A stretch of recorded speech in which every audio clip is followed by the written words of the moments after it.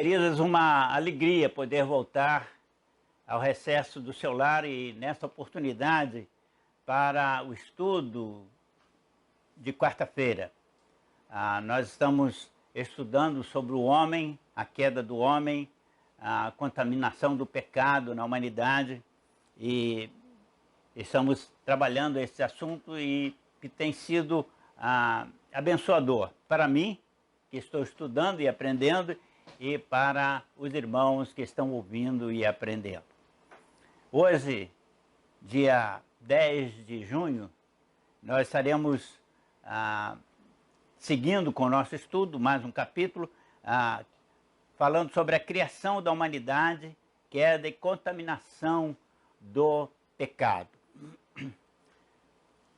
Para falar da humanidade, queda e contaminação da humanidade pelo pecado, permita-me rapidamente retroceder aos primeiros capítulos do nosso estudo, a título de recordação, e falar da criação de um modo geral. Não vou entrar em minúcias como eu fiz no dia do estudo.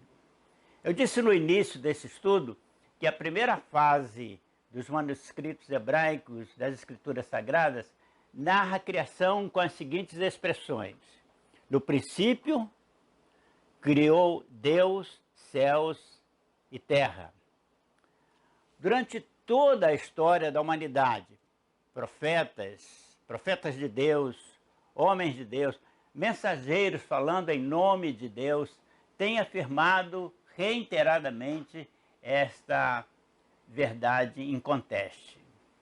Afirmei, então, que todas as coisas foram criadas por Deus, que é ser espiritual, criados por sua palavra, que é Cristo, e que o Espírito e a palavra sempre existiram.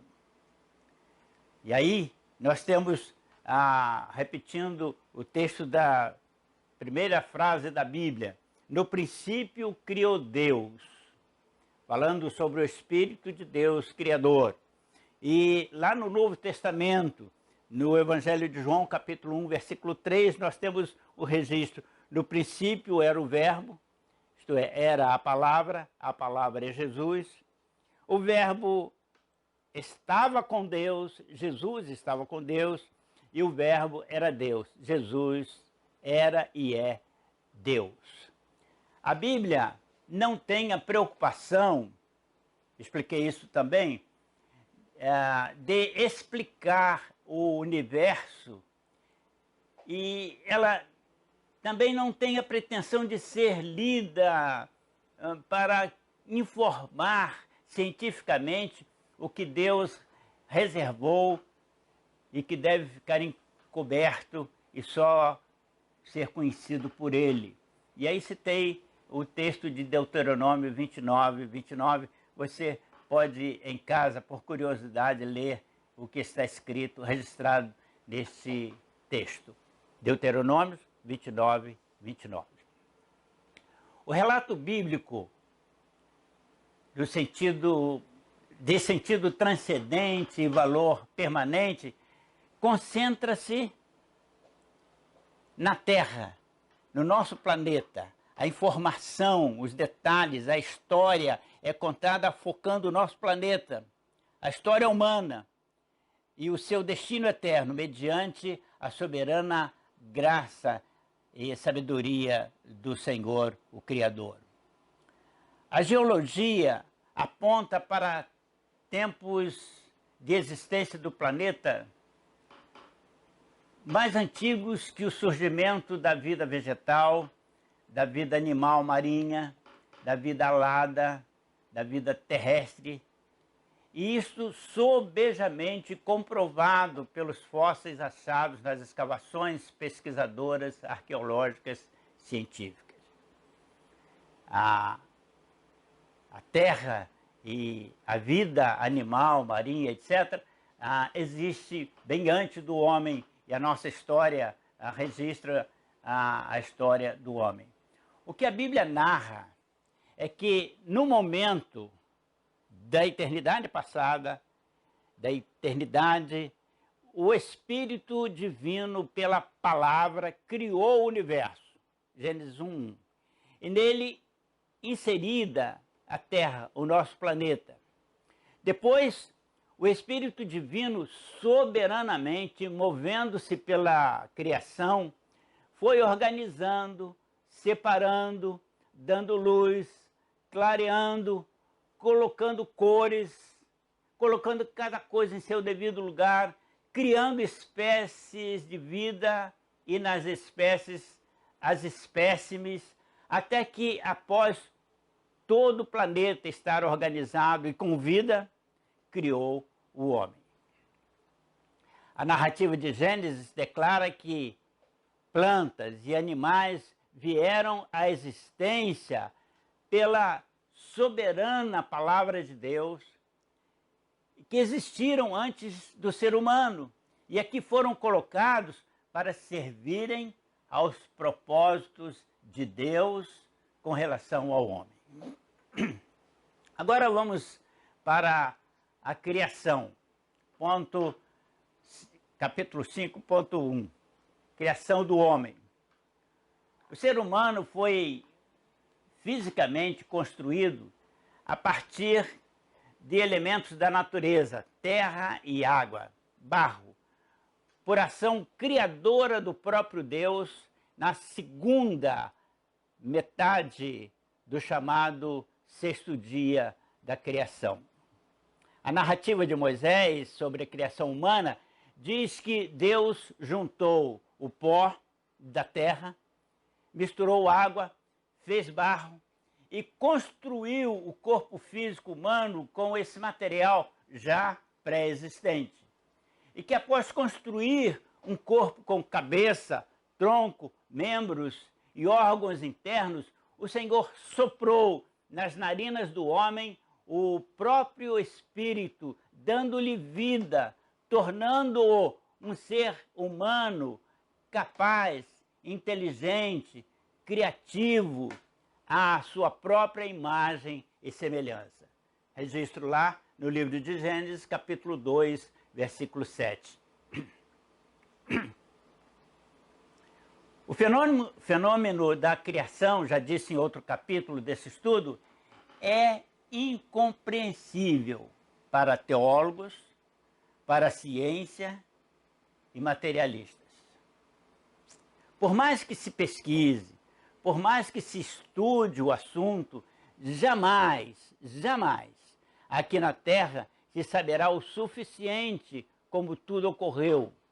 Como, por exemplo, desse mesmo Deus fazer surgir o universo físico. Como Deus fez surgir a vida vegetal e animal na terra. E como do barro fez o homem. O que significa no planejamento, por exemplo, o que significa no planejamento divino para a construção da humanidade a frase: façamos o homem a nossa imagem. Gênesis 1, 26. Até tenta se explicar, eu vou tentar nesse estudo, já tentei em outro estudo, tenta se explicar, mas não sabemos exatamente o que significa façamos o homem a nossa imagem e semelhança.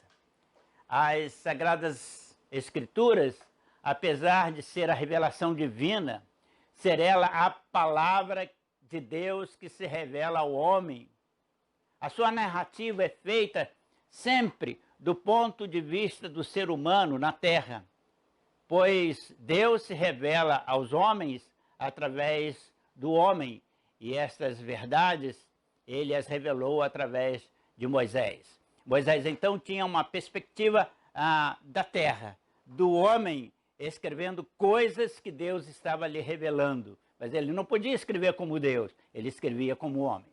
Moisés descreve por revelação do Criador a criação da terra, utilizando diversos sinônimos da expressão disse Deus. Os versículos que compõem o primeiro capítulo de Gênesis demonstram com clareza a simetria e ordem do Senhor em sua atividade criadora. A produção da flora, da fauna, são cientificamente comprovados. Foi limitada às suas espécies, assim como o homem. No princípio, desculpe, esse princípio, por si só, restringe qualquer probabilidade de que se comprove a possibilidade de o homem ter evoluído de uma espécie menor e de evoluir para uma espécie maior, mais evoluída do que ele é. O homem sempre foi o que é, ele pode até evoluir no campo da ciência, providenciando modernidades, como as que estamos usando agora, né? Há alguns anos atrás, ainda no meu tempo de vida, era impensável o que estamos fazendo hoje, essa transmissão que estamos fazendo hoje. Isso aí há 40, 50, 60 anos atrás, impensável. Mas o homem evoluiu nesse sentido. Mas o homem fisicamente, mentalmente, ele é o homem lá do passado. Adão teve condição mental de dar nome a todos os animais e de trabalhar e de cooperar com Deus na manutenção, nas coisas que deveriam ser feitas no início da criação. É importante observar que na narrativa de Moisés, o Criador de todo o universo está falando como Senhor Criador. E ao criar o homem, comenta perante toda a majestosa corte celeste criada, anunciando a construção de sua obra-prima, o homem, um ser criado à sua imagem e perfeição, capaz de raciocinar, criativo, com sensibilidade emocional, vontade própria, capaz de decidir por si só, escolhendo entre o certo e o errado, capacidades inerentes ao Criador. O ser humano foi constituído da imagem do Criador para sentir-se movido a ter comunhão com Deus, ser inclinado a amar a Deus, ao próximo e a si mesmo, ser respeitoso com a natureza à sua volta, conservando-a e preservando-a. O homem foi constituído da imagem de Deus para viver na intimidade de Deus, conhecendo-o mais e mais progressivamente. O ser humano é, portanto, obra-prima, o clímax, o apogeu de toda a criação, dos seres celestes à natureza física palpável, visível. O homem foi coroado com a honra e a glória de ser semelhante ao Criador, para exercer domínio sobre a natureza e toda a criação terrestre. Leio o Salmo 8, alguns versículos do Salmo 8, que fala exatamente sobre essa situação, como o homem foi criado. Diz o seguinte a partir do versículo 3. Quando contemplo os teus céus, obra dos teus dedos, a lua e as estrelas que estabeleceste, penso, que é o homem que dele te lembres, e o filho do homem que o visites. Fizeste-o, no entanto, por um pouco menor do que Deus, e de glória e de honra o coroastes. Deu-lhe domínio sobre as obras da tua mão, e sob seus pés tudo lhe puseste. O texto de Moisés enfatiza o ato especial de Deus na criação do homem e da mulher, repetindo por 3 vezes a expressão hebraica bará, que significa modelar, construir, fazer. Adão e Eva foram moldados de material pré-existente, o homem da terra e água, a mulher de material genético humano, osso da costela do homem, e receberam a vida do próprio Deus que soprou sobre eles o seu espírito, tornando-os imago Dei, uma expressão latina para imagem e semelhança de Deus, puros, santos, com alma inteligente e capaz, podendo criar a partir da matéria criada e especialmente reproduzir outros seres à semelhança do Criador e de si mesmos. Deus criou o ser humano como alma livre, um ser natural, espiritual, composto de elementos químicos, água e terra e espírito, à semelhança de Deus. Por isso, no reino animal,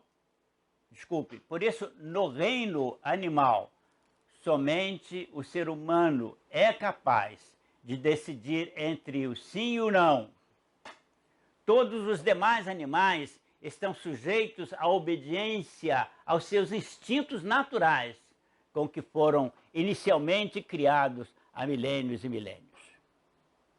Pela sua capacidade de tomar decisões, o homem é chamado constantemente a posicionar-se, permitindo ou rejeitando racional e emocionalmente as pressões que são exercidas sobre ele. A expressão hebraica nepes, que se traduz por pessoa ou eu e alma, indica um ser completo, ainda que para efeito de estudo possam ser os elementos do eu estudado como corpo, alma e espírito, como já o fizemos recentemente. Tessalonicenses 5:23, para conferir corpo, alma e espírito. Deus dedica cuidado paternal em seu relacionamento com a humanidade e provê todos os elementos saudáveis e prazerosos para o bem-estar e desenvolvimento físico, intelectual e emocional do homem. Entende-se por semelhança espiritual que no homem foi soprado os mesmos poderes pessoais que constituem a personalidade de Deus. Isso é, ele é pessoa, assim como Deus é pessoa. Há, porém, uma diferença, e quero registrar. Deus é uma pessoa divina, o homem uma pessoa humana. Não vamos imaginar que que o homem é um pequeno Deus. Os poderes que constituem estas pessoas, Deus e o homem, o poder de pensar, o poder de querer, o poder de amar, de conhecer-se a si mesmo e o de dirigir-se a si mesmo. Estes são poderes divinos e poderes no homem, poderes que Deus colocou no homem. Quando se fala na semelhança que há entre o homem e Deus, afirma-se que o homem tem os mesmos poderes que constituem a personalidade de Deus, sem esquecer, repito, que Deus é uma pessoa divina, espírito infinito, enquanto o homem é uma pessoa humana e espírito finito. Que a natureza de Deus é divina e a natureza do homem, tem natureza humana. O homem é semelhante ao Criador somente quanto aos poderes que constituem sua personalidade divina e humana. O ser humano foi constituído da imagem do Criador para sentir-se movido a ter comunhão com Deus, ser inclinado a amar a Deus, ao próximo, a si mesmo e ser respeitoso, repito, com a natureza à sua volta, conservando-a e preservando.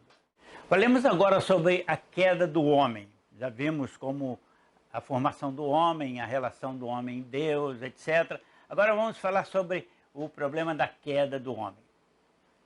A historicidade da criação, bem como da queda da humanidade, é clara, direta e simples na Bíblia. Já disse, a Bíblia não é um tratado científico. Por isso, não se preocupem em apresentar provas, detalhes que comprovem suas afirmações. Ela é simplesmente categórica nos seus relatos, por ser ela a revelação divina, e Deus não precisa estar dando explicações ao homem dos porquês. Adão, o primeiro ser humano, foi um homem muito semelhante a nós. E seu pecado foi a funesta desobediência. O grande enganador, o mentiroso Satã, usou uma serpente, uma das criaturas boas do mundo animal, do mundo irracional, trazida à existência pelo Criador, envolvendo-a em seu plano maligno para derrubar o homem e corromper a humanidade boa e santa. Quero destacar isso a título de ensino, porque é uma questão que às vezes aparece nos debates da EBD, que nem Deus, nem o homem podem ser apontados como autores do pecado, posto que pecado é oposição a Deus, oposição à sua vontade, e oposição à vontade divina faz parte da essência da malignidade satânica. É possível perceber pelo relato bíblico referente à queda do homem uma estratégia bem urdida e aplicada por Satanás, objetivando a desmoralização do ser humano e, por conseguinte, do próprio Criador dos seres espirituais e humanos. Refiro-me a seres espirituais, lembrando os anjos. O diabo tomou cuidado de instilar em doses assimilares, progressivas e fatais o seu veneno mortal mediante meias verdades.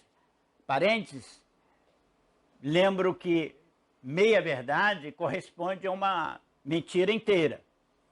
Inicialmente, por meio desse ardil, ele estabeleceu uma rebelião velada contra Deus na alma humana. E então empurrou o homem para o ato da desobediência a Deus. Sendo o homem responsável pelos seus atos, achou-se culpado e tornou-se um pecador por cair na armadilha de Satanás.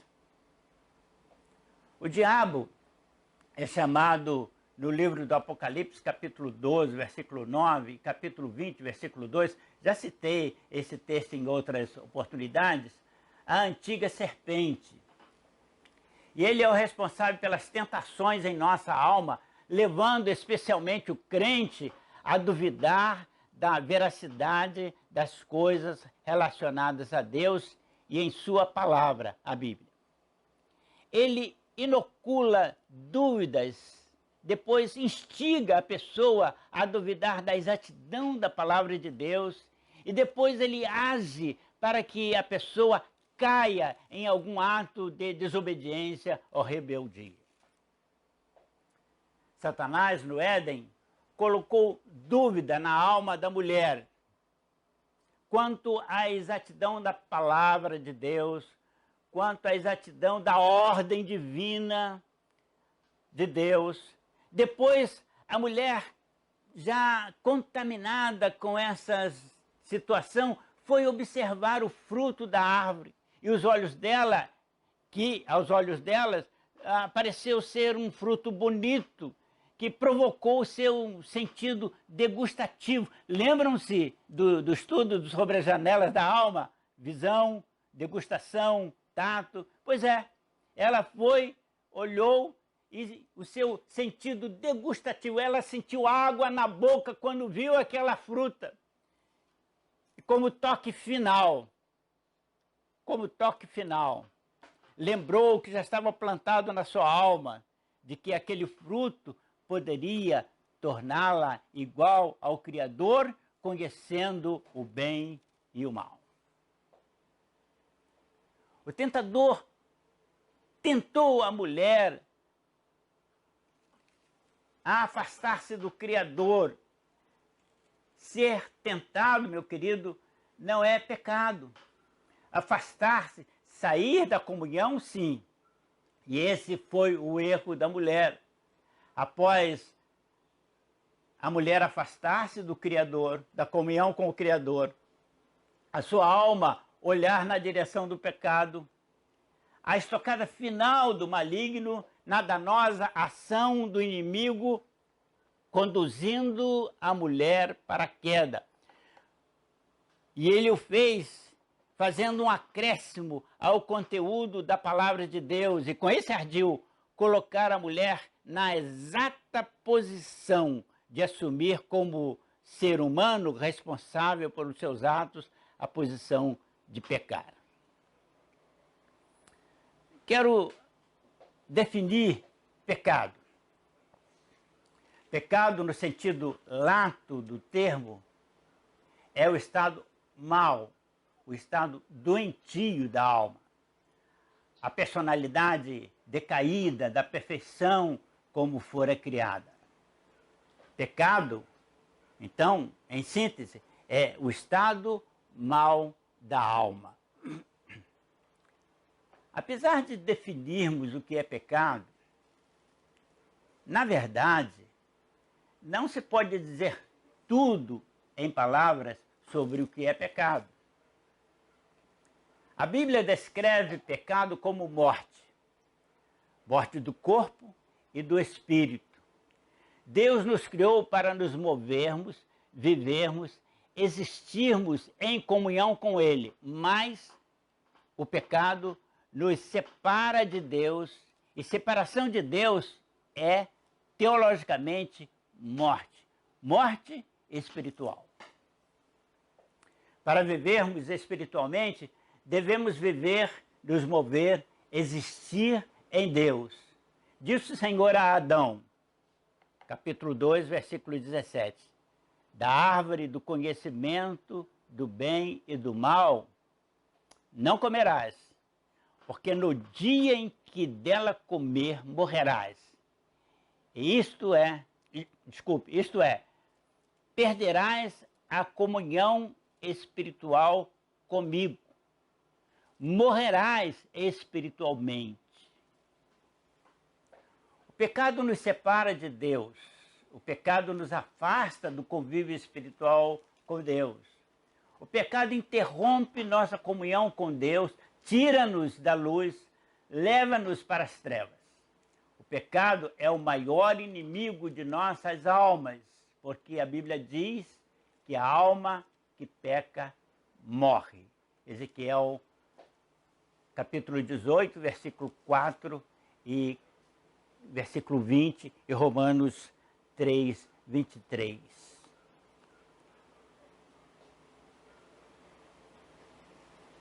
Como definido teologicamente, pecado é o mau estado da alma, estado que se manifesta por meio do corpo em atos pecaminosos.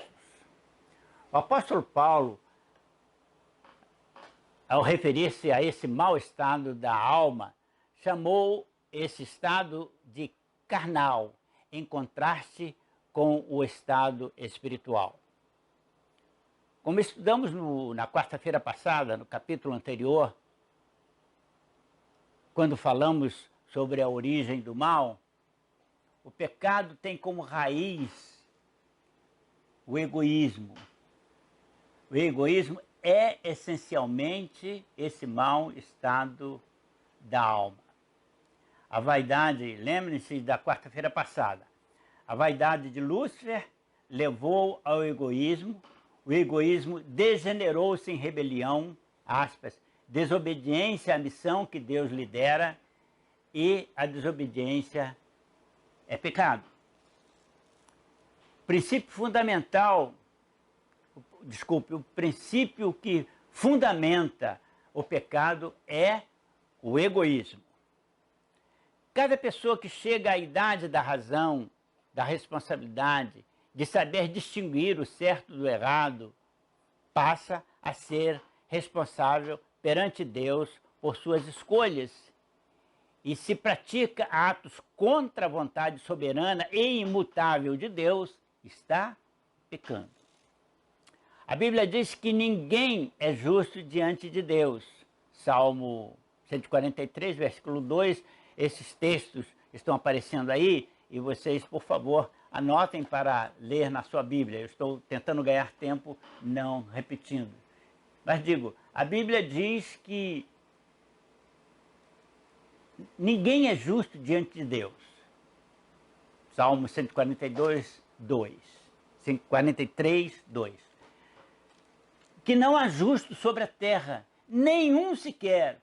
Romanos, capítulo 3, versículo 10. Que ninguém é perfeito. E que se alguém diz que não peca, esse alguém é mentiroso e engana-se a si mesmo. 1 João, capítulo 1, versículo 8.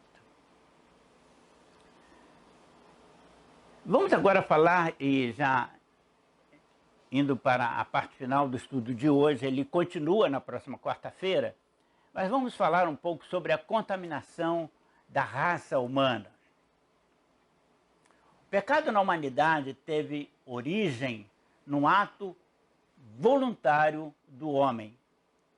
Adão, o primeiro homem, escolheu atender à sua própria vontade em vez de atender à vontade do Criador e pecou.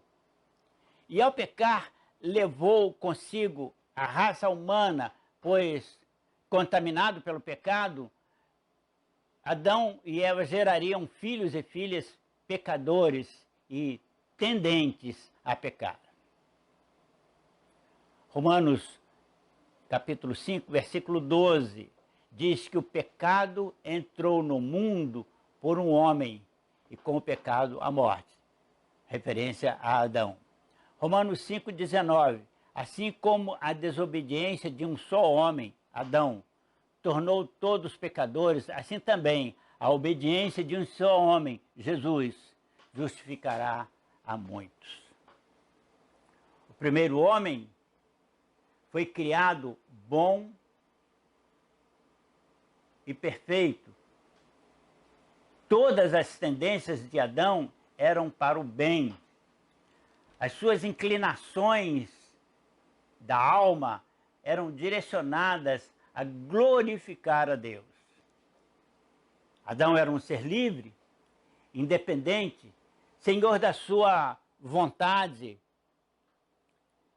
Ele poderia fazer o que quisesse, mas deveria relacionar-se com Deus em obediência pessoal, voluntariosa e em amor. É isso que Deus ainda hoje exige de mim e de você. Eu devo amar a Deus, devo ser obediente a Ele de forma voluntária. Eu não sou obrigado a não pecar. Não sou obrigado. Eu posso fazer o que bem entender, sou livre. Se eu procuro não pecar, se eu procuro viver em obediência a Deus, este meu ato, meu gesto, minha inclinação, ela é pessoal, é minha, em respeito, em temor obediente ao nosso Deus. O que fizermos para Deus, devemos fazer em ato de amor, gratidão e glorificação a Ele, inclusive nossas atitudes de obediência. Então, quando você trabalha na igreja, quando você faz alguma coisa na igreja, quando você trabalha fora da igreja, mas para o Senhor, você deve fazer isso para a glorificação do nome dEle. E dentro desse contexto também a sua obediência, quando você vira as costas para o pecado, rejeita o pecado e vence a tentação, você está glorificando o nome do Senhor. Queridos, paramos por aqui e continuaremos esse mesmo estudo, esse mesmo capítulo na próxima quarta-feira. E na quarta-feira, então, estaremos comentando sobre a contaminação da raça humana. O pecado, como ele chegou a mim, né, a partir de Adão, e chegou a você. Então, como a contaminação aconteceu, a contaminação da raça humana pelo pecado. Oremos ao Senhor. Pai, te louvamos, agradecidos, Senhor, pelo privilégio de estarmos estudando a Tua Palavra, aprendendo, Senhor Deus, coisas tão importantes para a nossa relação contigo. Pedimos ao Pai que estejas acrescentando aquilo que no meu impedimento humano não pude fazer para alcançar a alma do querido ouvinte com o devido esclarecimento.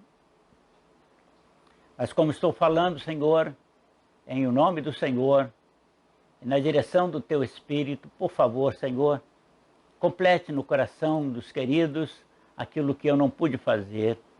Dê a eles entendimento perfeito da Tua Palavra e do Teu querer e daquilo que o Senhor deseja que cada um saiba. Oro em nome de Jesus. Amém. Até o próximo domingo, irmãos, quando estaremos ouvindo a nossa irmã Ana Cláudia no culto da manhã. É o dia do pastor e me parece que vai haver surpresas. Eu vou ficar admirado com o que vai acontecer no próximo domingo de manhã. Venham para se admirar também. E no culto da noite estará pregando o pastor Wellington. Eu estarei assistindo o culto da manhã e dirigindo o culto da noite. Que Deus possa abençoar e até a próxima quarta-feira, então, para a continuação do nosso estudo. Amém.